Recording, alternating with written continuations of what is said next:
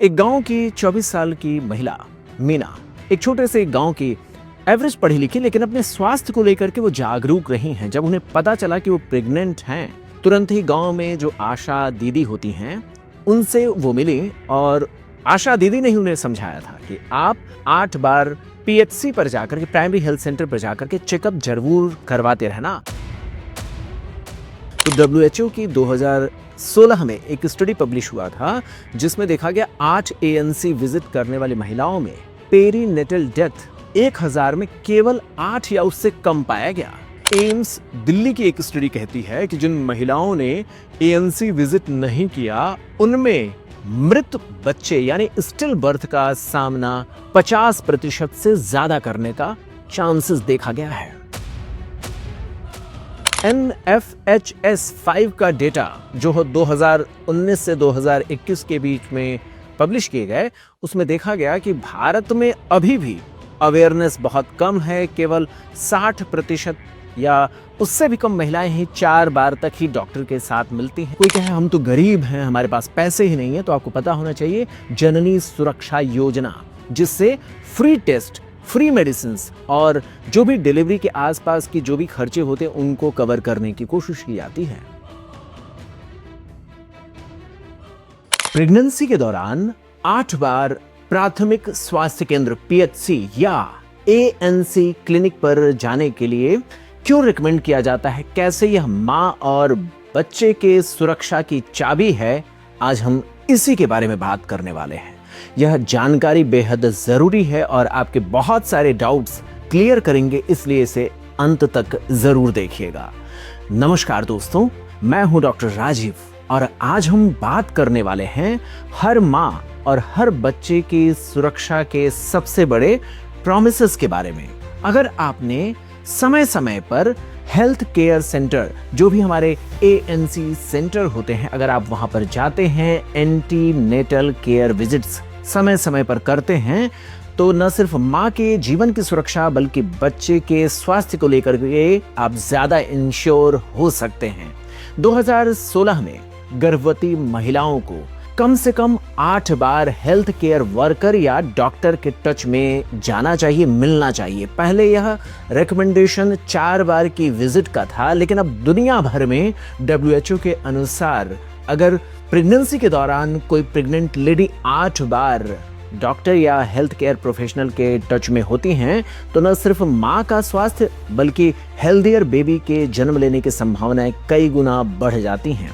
अब सवाल यह है कि कब कब हमें कांटेक्ट करने के लिए जाना चाहिए। तो सबसे पहला 12 हफ्ते से पहले, जब जो ही आपका प्रेगनेंसी कंफर्म हो जाता है, तुरंत जाकर के मिलना चाहिए। उसके बाद दूसरा कांटेक्ट 20वें हफ्ते पर, तीसरा 26वें हफ्ते पर, चौथा कांटेक्ट 30वें हफ्ते पर, पांचवा कांटेक्ट 34 वीक पर, छठा कांटेक्ट 36 वीक पर, 7th कांटेक्ट 38 वीक पर और 8वां कांटेक्ट 40 वीक्स पर। जब फाइनली डिलीवरी की बात हो जाती है, उस समय तक 8 बार कांटेक्ट करना चाहिए। अब सवाल यह है कि इस 8 बार विजिट का फायदा क्या होता है, इस चीज को मैं आगे समझाने का प्रयास करूंगा। किस तरीके से गांव में और शहरों में रहने वाली महिलाएं अगर हर कांटेक्ट पर डॉक्टर से या हेल्थ केयर प्रोफेशनल से मिलती हैं तो प्रेगनेंसी कितनी आसान हो जाती है और बीमारियों के बारे में पहले ही पता चल जाता है।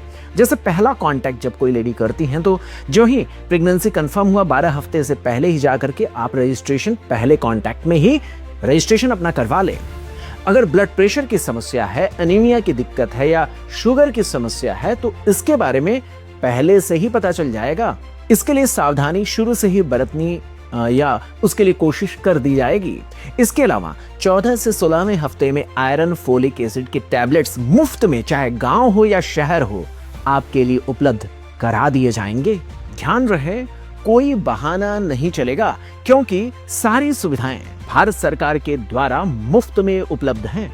पहले कांटेक्ट में ही टीडी का वैक्सीन लगा दिया जाता है, जिससे आगे चल करके टिटनस और डिप्थीरिया से बचाने में बहुत बड़ी मदद मिलने वाली होती है। इसके अलावा डॉक्टर आपको बता देंगे कि अब आपको अपना वेट गेन भी करना है। ध्यान रहे, प्रेगनेंसी टोटल 3 हिस्से में डिवाइड की जाती है। पहली तिमाही जिसको पहला ट्राइमेस्टर कहते हैं, दूसरी तिमाही सेकेंड ट्राइमेस्टर और तीसरी तिमाही जिसको हम थर्ड ट्राइमेस्टर कहते हैं। इस तरीके से 3 पार्ट्स में से डिवाइड किया गया है। ओवरऑल एक एवरेज भारतीय महिला को प्रेगनेंसी के दौरान 11 किलोग्राम अपना वेट बढ़ाना होता है, जिसमें पहले तिमाही में 1 किलोग्राम, दूसरे तिमाही में 5 किलोग्राम और तीसरे तिमाही में भी 5 किलोग्राम। तो टोटल 11 किलोग्राम अपना वजन बढ़ाना होता है। तो जब आप सेफली बार बार रेगुलर विजिट और टच में रहेंगे तो आपके न्यूट्रिशनल स्टेटस, कितना वेट गेन हो रहा है, किस तरीके से आप अपने हेल्थ और बाकी सारी चीजों को मेंटेन कर पा रहे हैं, इसकी काउंसलिंग प्रॉपर होती रहेगी। इसके अलावा आपको यह भी पता होना चाहिए कुछ महिलाओं में बीपी और शुगर की समस्या शुरुआत से ही होती है और कुछ महिलाओं में यह 20 हफ्ते के बाद डेवलप होता है। इसका अंतर समझिए। कुछ महिलाएं जो बाद में बीपी और शुगर की समस्या डेवलप करती हैं, वो बेबी के प्लेसेंटा के रिएक्शंस के वजह से होता है। माँ के साथ जो जुड़ाव प्लेसेंटा का होता है उसके रिएक्शन की वजह से बीपी और शुगर 20 हफ्ते के बाद डेवलप होने के चांसेस कुछ महिलाओं में होते हैं। उसको भी समय रहते ही पकड़ा जा सकता है। इसके अलावा भारत में अगर कोई बच्चे में जन्मजात कोई कमी है, कोई विसंगति है, तो उसके मामलों में एबॉर्शन के लिए जो रिकमेंडेशन है वो 24 हफ्ते के पहले पहले का ही है। तो अगर माँ के पेट में पल रहे, गर्भ में पल रहे बच्चे में कोई समस्या है तो समय रहते ही उसे एबॉर्ट किया जा सके, इन सारी चीजों के लिए ही समय समय पर रेगुलर विजिट की सलाह दी जाती है। और जितना जल्दी अपने न्यूट्रिशन, अपने हीमोग्लोबिन के लेवल को आप मॉनिटर करते रहेंगे उतना ही बेहतर रहेगा, जल्दी से रिकवरी के चांसेस रहेंगे। तो पहले कांटेक्ट में आपको रजिस्ट्रेशन और बीपी शुगर की जांच, आयरन फोलिक एसिड के टैबलेट्स के बारे में पता चल जाएगा। दूसरा कांटेक्ट 20वें हफ्ते में होता है जब अल्ट्रासाउंड करवाने की बात आती है। इससे बेबी के ग्रोथ और किसी भी तरीके के जन्मजात विसंगति यानी कॉन्जेनाइटल प्रॉब्लम का पता लगाने का प्रयास किया जाता है। इस दौरान डॉक्टर आपको एडवाइस देंगे डेली डाइट के बारे में, सप्लीमेंट को कैसे आगे जारी रखना है, कैल्शियम लेना है, आयरन फोलिक एसिड के टैबलेट्स लेने हैं और बच्चे के स्वास्थ्य को भी थोड़ा मॉनिटर करना आसान हो जाता है। तीसरा कांटेक्ट 26वें हफ्ते पर होता है जब बीपी या शुगर 20वें हफ्ते के बाद अगर कोई डेवलप हुआ है तो उसको पकड़ा जा सके। इस दौरान फीटल हार्ट रेट और ब्लड प्रेशर को क्लोजली चेक किया जाता है, आगे उसे मॉनिटर करने की कोशिश की जाती है। चौथा विजिट होता है 30वें हफ्ते पर जब ग्रोथ और फीटल हार्ट रेट को चेक किया जाता है। डॉक्टर आपसे रेगुलर पूछेंगे कि बेबी मूव कर रहा है या नहीं और आप प्रॉपर वेट गेन कर रही हैं या नहीं, इन सारी चीजों को लगातार मॉनिटर किया जा सकेगा। पांचवा कांटेक्ट 34वें हफ्ते पर होता है जब डॉक्टर यह चेक करते हैं कि बेबी उल्टा तो नहीं, यानी कोई ब्रीच पोजीशनिंग तो नहीं है। इस दौरान डिलीवरी के फ्यूचर प्लानिंग की चर्चा अब शुरू हो जाती है। इसी तरीके से जब आप 6वीं बार डॉक्टर या हेल्थ केयर प्रोफेशनल से जब मिलेंगे तो 36वें हफ्ते पर जो 6वां कांटेक्ट होता है तो उस दौरान लेबर यानी जो बच्चे को जन्म देते समय जो दर्द होने वाले साइन होते हैं वो अब दिखने लगते हैं और उसके बारे में प्रॉपर काउंसलिंग देना डॉक्टर आपको शुरू कर देंगे। डॉक्टर आपको बताएंगे कि किस कंडीशन में आपको डॉक्टर या हॉस्पिटल जाना है और अपने साथ किन किन चीजों को रखना है। 7वां कांटेक्ट 38th वीक पर होता है। अब बेबी की हार्ट बीट और मदर के ब्लड प्रेशर को आखिरी बार मेजरली चेक किया जाता है। अगर कोई कॉम्प्लिकेशन है तो उसी समय प्रेगनेंसी के बारे में कुछ और निर्णय लेना होगा तो सोचा जा सकता है, वरना नॉर्मल डिलीवरी 8वें कांटेक्ट 40वें हफ्ते पर कराया जाएगा जब डिलीवरी का मोड नॉर्मल होना है या सिजेरियन होता है। उन सारी चीजों को कंफर्म करके मां को बता दिया जाएगा कि अब आप हॉस्पिटल कब आएंगे। तो इस तरीके से लगातार कांटेक्ट में बने रहने से आप या आपके परिवार में कोई भी लेडी, चाहे वो शहर में हो या गांव में, सुरक्षित प्रेगनेंसी के आउटकम आने के पूरे चांसेस होते हैं। इसके लिए कोई बहाना नहीं चलेगा। भारत सरकार की बहुत सारी ऐसी योजनाएं हैं जो मुफ्त में आप सभी के लिए उपलब्ध है। मैं इसके बारे में भी अभी आपको बताऊंगा और मैं बताने का प्रयास करूंगा किस तरीके से गांव में रहने वाली मीना जो हमारी इस गाइडलाइन को जानती थी, समय समय पर मिलती रही, तो उससे उन्हें क्या फायदा हुआ।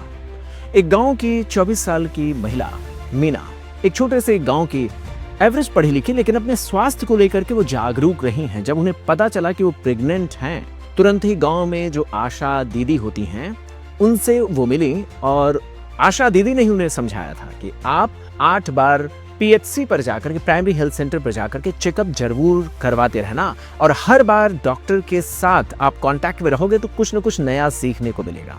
पहली बार जब वो पीएचसी पर पहुंचती हैं तो उनका ब्लड प्रेशर और हीमोग्लोबिन चेक किया गया। पता चला जैसे भारत के गांव में रहने वाले न्यूट्रिशनल कमी की वजह से अनीमिया के बहुत सारे मामले होते हैं, मीना को भी अनीमिया था। समय रहते ही डॉक्टर ने शुरू कर दिया आयरन फोलिक एसिड के टैबलेट्स, और चूंकि गांव में न्यूट्रिशन पर भी बहुत ज्यादा महिलाएं ध्यान नहीं दे पाती तो उनको समझाया गया किस तरीके से अपना वेट गेन करना है। पहले तिमाही में 1 किलो, दूसरे तिमाही में 5 किलो और तीसरे तिमाही में भी 5 किलो। इसके बाद वो दूसरी बार जब आती 20वें हफ्ते पर सब कुछ नॉर्मल रहा। 26वें हफ्ते पर भी उनके रिपोर्ट्स नॉर्मल रहे, लेकिन 30वें हफ्ते पर जब वो आती हैं तो बेबी उल्टा था। अब उनको समझाया गया कि कुछ एक्सरसाइज करते रहेंगे तो बेबी के सीधा होने के चांसेस पर्याप्त हैं। तो जब वो 30वें हफ्ते पर 30th वीक पर आती हैं तो उस समय बेबी उल्टा था, लेकिन सुझाए गए तरीके से जब वो रेगुलर एक्सरसाइज करती हैं तो 40वें हफ्ते तक पहुंचते पहुंचते सारी चीजें ठीक हो गई थी। सारे पैरामीटर 36वें हफ्ते पर ही पता चल गए थे। धीरे धीरे वो ठीक होने लगे और सेफ नॉर्मल डिलीवरी हुआ, वो भी हॉस्पिटल में। तो इस तरीके से डॉक्टर के कांटेक्ट में रहने पर उनको पता चला कि रेगुलर विजिट करने से उनकी प्रॉब्लम कम हुई और एक नॉर्मल डिलीवरी उनके जीवन में पॉसिबल हो सका। ऐसा क्यों हुआ, कैसे हुआ? क्योंकि वो 8 बार प्राइमरी हेल्थ सेंटर पर जाकर के डॉक्टर और हेल्थ केयर प्रोफेशनल्स के टच में रहीं। इसी तरीके से शहर के एक रिया की भी कहानी है। 29 ईयर ओल्ड IT इंजीनियर, काम में बहुत ज्यादा व्यस्त। इतना ही नहीं, स्मोकिंग भी करती हैं, थोड़ा पार्टी वाली भी हैं, तो काम का प्रेशर भी रहा, तो इसलिए उन्होंने अवॉइड किया। 15वें हफ्ते में वो जाकर के डॉक्टर से मिलती हैं, लेकिन खान पान का जो उनका आदत रहा उसकी वजह से पहले राउंड में ही पता चल गया कि उनका ब्लड प्रेशर ज्यादा है, क्योंकि वो स्मोकिंग या फिर कभी-कभी ड्रिंक भी करती हैं। लेकिन समय रहते ही उन्होंने प्रिकॉशंस लेने शुरू कर दिए, अपने डाइट को चेंज किया, अपने स्ट्रेस के लेवल को कम किया, तो इससे उनका ब्लड प्रेशर कुछ ही दिनों में कंट्रोल भी हो गया।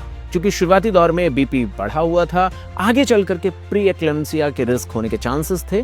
रिया को समझाया गया कि डाइट को कैसे कंट्रोल करना है, वॉकिंग, हल्की वॉकिंग करना है, रेगुलरली जो डाइट है उसको सही समय पर लेना है, स्ट्रेस नहीं लेना है। 26वें हफ्ते पर जब वो आती हैं तो उस समय ग्लूकोज का टेस्ट किया गया, ठीक था। 30वें हफ्ते पर एक बार और अल्ट्रासाउंड कराया गया तो भी पता चल गया कि परफेक्टली सब कुछ फाइन है, और धीरे धीरे बीपी भी अब कंट्रोल होने लगा। 36 वीक तक वो लगातार अपने लाइफ में स्ट्रिक्टली अपने डाइट को, अपने लाइफ स्टाइल को रेगुलरली एक स्ट्रिक्ट पैटर्न पर चलाती रही, इसलिए 36वें हफ्ते तक जाते जाते बीपी सब कुछ ठीक रहा। कहाँ शुरुआती मामलों में हाई ब्लड प्रेशर का मामला वो अब नॉर्मल हो गया, क्योंकि रेगुलर डॉक्टर के टच में थी। बिना किसी दवा के रेगुलर एक्सरसाइज और डाइट और स्ट्रेस को मैनेज करके उनकी भी नॉर्मल डिलीवरी पॉसिबल हो सकी। तो इस तरीके से हमें समझ में आता है, मामला चाहे गांव का हो, शहर का हो, डॉक्टर के टच में जरूर बना रहना है, और इससे माँ और बच्चे दोनों की जिंदगी सुरक्षित रखी जा सकती है। यह तो हो गई 2 लोगों की इंडिविजुअल कहानी। आपके दिमाग में यह भी होगा कि पूरे पॉपुलेशन पर जब रिसर्च किए गए तो उनके आंकड़े क्या कहते हैं। तो WHO की 2016 में एक स्टडी पब्लिश हुआ था, जिसमें देखा गया 8 ANC विजिट करने वाली महिलाओं में पेरीनेटल डेथ 1000 में केवल 8 या उससे कम पाया गया। एम्स दिल्ली की एक स्टडी कहती है कि जिन महिलाओं ने ANC विजिट नहीं किया उनमें मृत बच्चे यानी स्टिल बर्थ का सामना 50% से ज्यादा करने का चांसेस देखा गया है। NFHS 5 का डेटा जो 2019 से 2021 के बीच में पब्लिश किए गए, उसमें देखा गया कि भारत में अभी भी अवेयरनेस बहुत कम है। केवल 60% या उससे भी कम महिलाएं ही 4 बार तक ही डॉक्टर के साथ मिलती हैं, जबकि टोटल 8 विजिट करना चाहिए। आइडियली जो 8 विजिट है वो अभी भी भारत में केवल 20% या उससे कम ही महिलाएं कर रही हैं। तमाम ऐसे आंकड़े कहते हैं जिन महिलाओं ने 8 विजिट पूरा किया उनमें हॉस्पिटल में सेफ डिलीवरी के चांसेस बहुत अच्छे रहे, और इसके लिए उनको सरकार और हॉस्पिटल के द्वारा मिलने वाली सुविधाओं के बारे में भी पता चला। जैसे बहुत सारे लोग अपने दिमाग में ही सोच लेते हैं क्लिनिक तो बहुत दूर है, हम गांव में रहते हैं, तो आपको पता होना चाहिए सरकार की 108 एम्बुलेंस सेवाएं और JSSK स्कीम, जननी शिशु सुरक्षा कार्यक्रम के तहत फ्री ट्रांसपोर्टेशन की व्यवस्था सरकार की ओर से कराई जाती है। कोई कहे हम तो गरीब हैं, हमारे पास पैसे ही नहीं है, तो आपको पता होना चाहिए जननी सुरक्षा योजना, जिससे फ्री टेस्ट, फ्री मेडिसिन और जो भी डिलीवरी के आसपास की जो भी खर्चे होते हैं उनको कवर करने की कोशिश की जाती है। फिर बहुत सारे लोग जानना ही नहीं चाहते हैं, तो आपको इतना तो पता करना होगा अवेयर होने के लिए आशा या ANM बहन जी के बारे में। उनसे जाकर के काउंसलिंग लेने के लिए आपको खुद से मोटिवेट होना पड़ेगा, क्योंकि क्या इसके फायदे हैं वो मैं आपको बता चुका हूँ। इसमें कई बार कुछ लेडीज को लगता है कि उनके परिवार या उनके हस्बैंड सपोर्ट नहीं कर रहे हैं, तो आपको पता होना चाहिए कि पति अगर नहीं साथ दे रहे तो सास ससुर या फैमिली के दूसरे लोगों को इन्वॉल्व करके 8 कॉन्टैक्ट जरूर बनाएं। हेल्थ केयर सेंटर पर डॉक्टर से जरूर मिलें, क्योंकि दोस्तों चाहे गांव की मीना हो या शहर की रिया, दोनों की कहानी एक ही बात सिखाती है, हर ANC विजिट जरूरी है। हर बार चेकअप करवाने से न सिर्फ एक माँ की जिंदगी सुरक्षित होती है, बल्कि एक स्वस्थ पीढ़ी, एक आने वाले आपके घर की किलकारी स्वस्थ सुनाई देती है। तो प्रेगनेंसी को लेकर के कोई चैलेंजेस मत लीजिए, ये जिंदगी का एक खूबसूरत जर्नी है, बस जरूरत है रेगुलर केयर और टाइमली चेकअप की। नमस्कार, आप ऐसी जानकारियों के साथ आगे भी हमारे साथ जुड़े रहेंगे, तो हमारे चैनल को सब्सक्राइब कर सकते हैं, हमारे साथ बने रह सकते हैं। आपका दिन शुभ रहे।